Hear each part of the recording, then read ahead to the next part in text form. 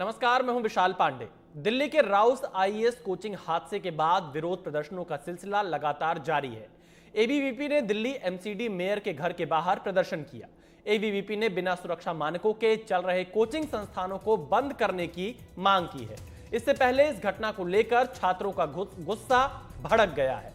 Karol Bagh metro station के नीचे छात्रों ने सड़क जाम कर दी। छात्रों ने वी वांट जस्टिस के नारे लगाए और हादसे की उच्च स्तरीय जांच की मांग की।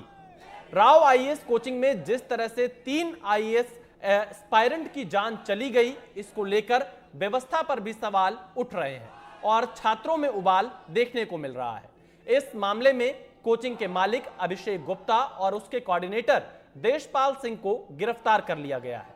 इन पर आरोप है कि इन्होंने कोचिंग सेंटर के बेसमेंट को स्टोरेज के तौर पर इस्तेमाल करने के लिए इजाजत ली, लेकिन नियमों को ताक पर रखकर यहां लाइब्रेरी बना दी। एफआईआर के मुताबिक ड्रेनेज सिस्टम ठीक से काम नहीं कर रहा था, इसलिए बारिश का पानी भर गया। बेसमेंट के मालिक ने माना है कि वहां पर ड्रेनेज सिस्टम का इंतजाम नहीं था। बेसमेंट का मालिक लाइब्रेरी चलाने के कागजात भी नहीं दिखा पाया। तो देखिए, ओल्ड राजेंद्र नगर में जो हादसा हुआ है उसने सिस्टम की पोल खोल कर रख दी है, क्योंकि जिस तरह से 3 छात्र छात्राओं की मौत हुई है डूबने की वजह से, उसके बाद लगातार सवाल खड़े हो रहे हैं। आखिर कैसे एक बेसमेंट में लाइब्रेरी खोल दी गई और ड्रेनेज सिस्टम तक का भी इंतजाम नहीं किया गया था, और ये छात्र छात्राएं यहां पर आईएएस बनने की उम्मीद से तैयारी कर रहे थे, लेकिन एक बारिश की पानी की वजह से जब वो पानी बेसमेंट में भर गया, उसके बाद कैसे 3 छात्र छात्राओं की मौत हो गई, उससे लगातार सिस्टम पर सवाल खड़े हो रहे हैं। एबीवीपी का प्रदर्शन भी दिल्ली में जगह जगह पर जारी है।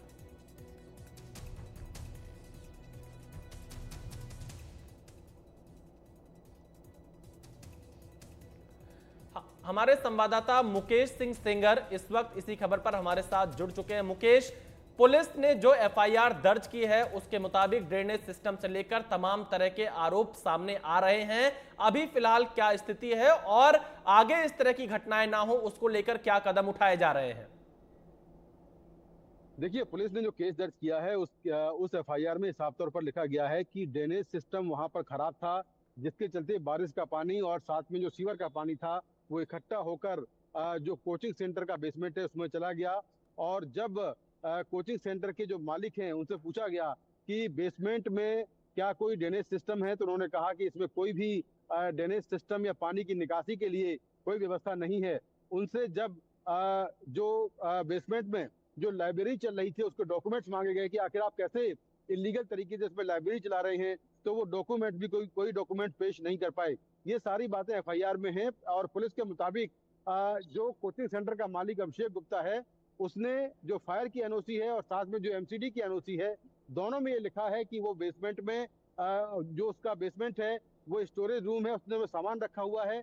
लेकिन वहीं दूसरी ओर बेसमेंट में लीगल तौर पर जो पूरा लाइब्रेरी है जहां पर 150 जी। बच्चे बैठने की व्यवस्था थी, वो लाइब्रेरी वहां पर चलाई जा रही थी। तो दिल्ली पुलिस ने इस मामले में कोचिंग सेंटर के मालिक अभिषेक गुप्ता को गिरफ्तार कर लिया है। कोचिंग सेंटर के कोऑर्डिनेटर देशपाल सिंह को गिरफ्तार किया गया है और इसमें जो भी रिस्पॉन्सिबल लोग हैं, चाहे वो एमसीडी के हों, फायर के हों, उनके खिलाफ कड़ी कार्रवाई करने की तैयारी की जा रही है।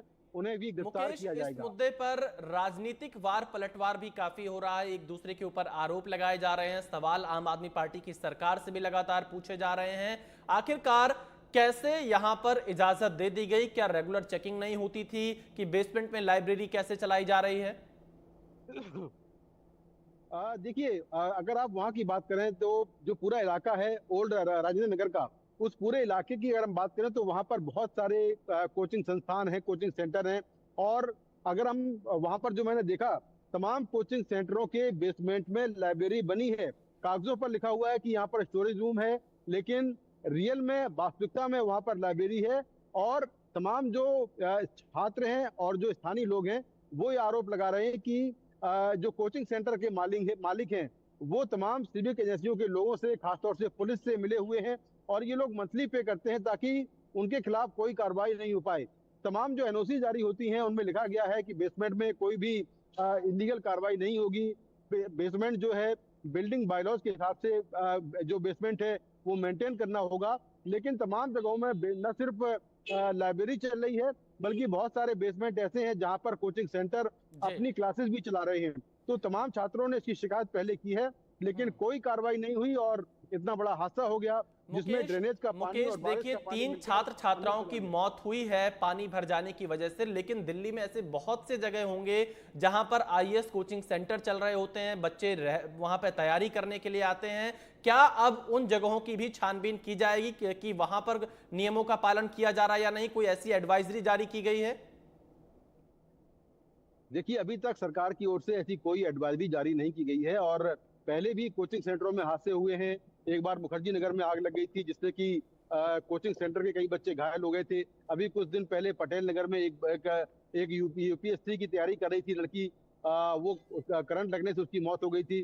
तो लगातार हादसे होते रहते हैं, लेकिन जब हादसे होते हैं तो कार्रवाई के नाम पर कुछ दिन तक जांच होती है, लेकिन जो नतीजा है वो कुछ निकलता नहीं है। और इस तरह से जो बड़े बड़े हादसे हैं वो दिल्ली में लगातार हो रहे हैं। तमाम छात्रों ने हमसे कहा कि जो कोचिंग सेंटर्स हैं वहां पर जो सिटिंग कैपेसिटी है उससे ज्यादा बच्चे बिठाए जा रहे हैं। जो पानी भरता है इसकी शिकायतें पहले भी हुई हैं। छोटे छोटे कमरों में कोचिंग सेंटर चलाए जा रहे हैं। जो रहने की जगह है छात्रों की वो बहुत छोटी हैं, लेकिन किराया बहुत मोटा वसूला जा रहा है।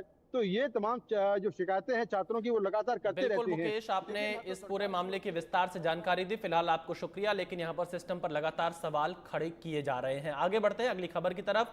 अरविंद केजरीवाल की पत्नी सुनीता केजरीवाल ने आज रोहतक के सांपला में बदलाव जनसभा को संबोधित किया।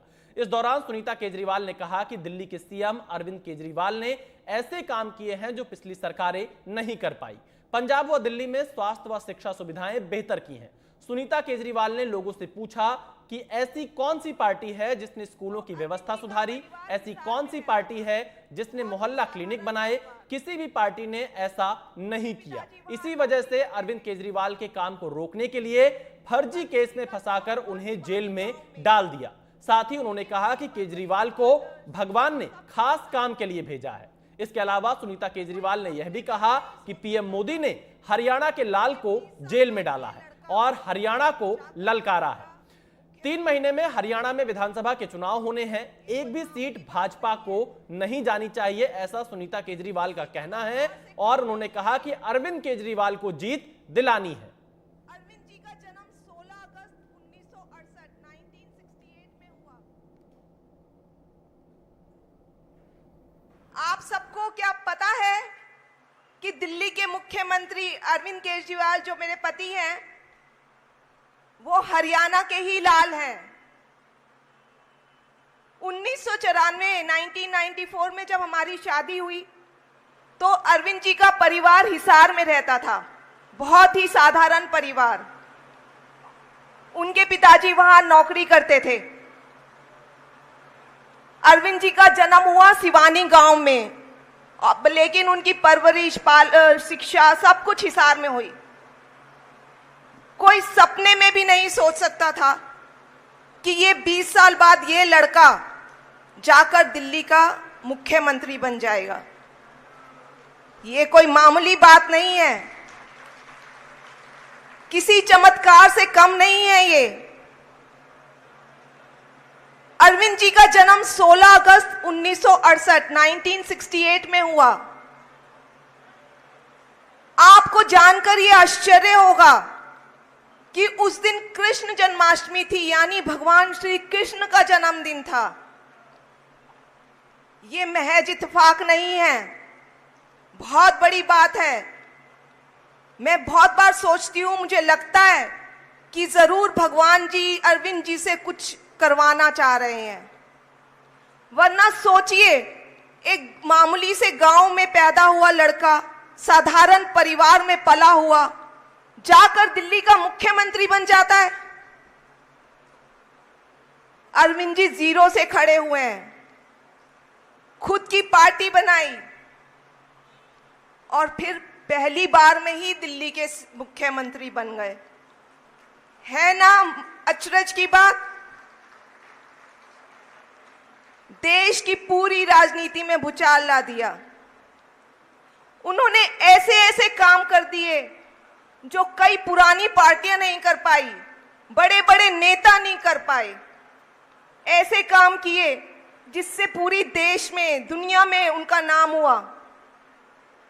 दिल्ली में, पंजाब में, जहां आपकी अब सरकार है, उन्होंने सरकारी स्कूल अच्छे कर दिए, गरीबों के बच्चों का भविष्य अच्छा कर दिया, सरकारी अस्पताल अच्छे कर दिए, मोहल्ला क्लिनिक बनाए हैं जहां फ्री और बहुत अच्छा इलाज होता है, बिजली फ्री कर दी। पहले इतने सारे पावर कट लगते थे, घंटों घंटों बिजली नहीं आती थी, अब 24 घंटे बिजली आती है दिल्ली में, पंजाब में।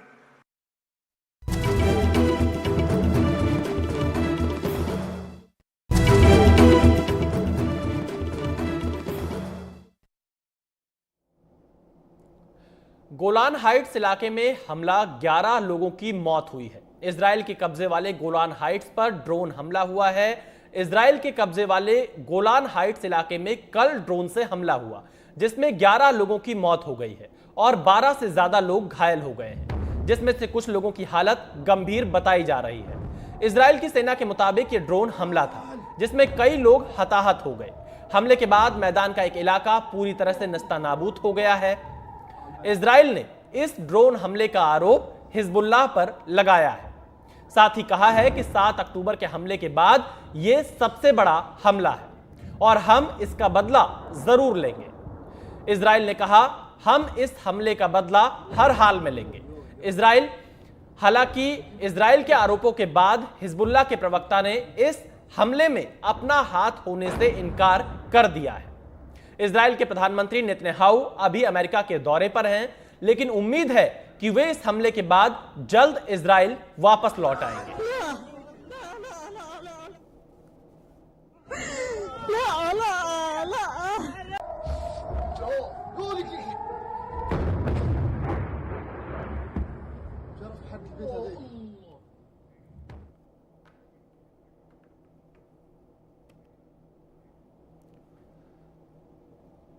हमारे संवाददाता उमाशंकर इस खबर पर और ज्यादा जानकारी के साथ जुड़ गए हैं। उमाशंकर, सबसे पहले आपसे ये जानना चाहेंगे कि यह हमला कैसे हुआ है और हिजबुल्लाह ने किस तरह से इस हमले को अंजाम दिया है। गोलान हाइट्स के मजदाल शम्स पर हुए हमले से इजराइल और लेबनान के बीच पूरी तरह से जंग छिड़ने का खतरा काफ़ी बढ़ गया है। इजराइल ने इसे अपने ऊपर 7 अक्टूबर के बाद का सबसे बड़ा हमला करार दिया है। 12 लोगों की इसमें मौत हुई है, जिसमें अधिकतर बच्चे हैं जो फुटबॉल के मैदान में खेल रहे थे। जब यहाँ रॉकेट गिरा, 30 से अधिक जो हैं वो घायल हुए हैं, जिनमें कईयों की हालत जो है वो गंभीर बताई गई है। जो वीडियो और जो जानकारी इजराइल की तरफ से आई है उसमें साफ देखा जा सकता है और कहा भी गया है कि जो हमला है वो लेबनान की तरफ से किया गया और हिजबुल्लाह इसके लिए सीधे तौर पर जिम्मेदार है। हिजबुल्लाह ने इसे इनकार किया है और कहा है कि इस हमले के पीछे उसका कोई हाथ नहीं है। कहा कि ये जो है वो इजराइल के एयर डिफेंस में एयर डिफेंस सिस्टम से जो दागा गया मिसाइल है वो जो है वो फुटबॉल के मैदान पर जा गिरा और इजराइल जो है उसने हिजबुल्लाह के इस दावे को बेतुका बताया है। इजराइल की तरफ से एक जानकारी ये भी आई है कि जो प्रोजेक्टाइल्स का इस्तेमाल किया गया इस हमले में वो ईरान निर्मित है। ये जो इलाका है ये सीरिया का इलाका रहा है और इस पर 1967 की लड़ाई में इजराइल ने कब्जा किया। अब मजदाल शम्स उन 4 बड़ी बस्तियों में एक है इस इलाके की, जो गोलान हाइट्स के इलाके में अवस्थित है।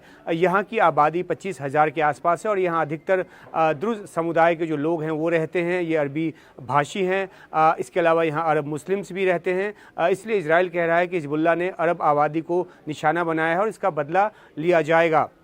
शंकर, यहाँ पर हम आपसे ये भी जानना चाहेंगे कि आखिरकार इजराइल इस पूरे मामले पर क्या प्रतिक्रिया दे रहा है, इजराइल कैसे काउंटर करेगा। आप ये जरूर बता रहे हैं कि हिजबुल्लाह हमले से इनकार कर रहा है।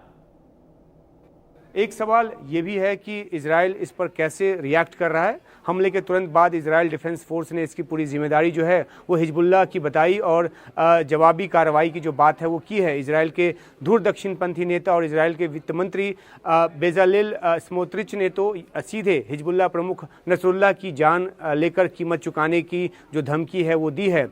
इजराइल ने दक्षिणी लेबनान में हमले शुरू भी कर दिए हैं। इजराइल की सेना ने कहा है कि पूर्वी लेबनान के विक्का घाटी, दक्षिण लेबनान में सब्रीहा और बुर्ज शेमाली के साथ साथ काफ्र लीला जैसे इलाके में भी हिजबुल्लाह के ठिकानों पर हवाई हमले किए गए हैं। इजराइल के विदेश मंत्रालय ने कहा है कि हिजबुल्लाह जो तमाम जो रेड लाइंस है उसको क्रॉस कर चुका है और अब उसे बख्शा नहीं जा सकता।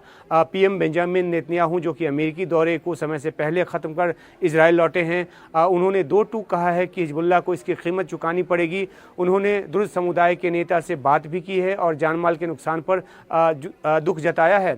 इजरायली सेना के chief of the general staff Herzi Halevi ने भी कहा है कि बिल्कुल उनको अच्छी तरह से पता है, सेना को अच्छी तरह से पता है कि रॉकेट कहां से लॉन्च किया गया और ये जो है हिजबुल्लाह का रॉकेट है जिसने बच्चों और आम लोगों की जान ली है। तो देखिए, उमाशंकर ने पूरी जानकारी दी कि किस तरह से हिजबुल्लाह ने इजराइल के गोलान हाइट्स इलाके पर हमला किया। यहां पर फिलहाल हम रुक रहे हैं छोटे से ब्रेक के लिए। एनडीटीवी इंडिया पर खबरों का सिलसिला लगातार जारी है।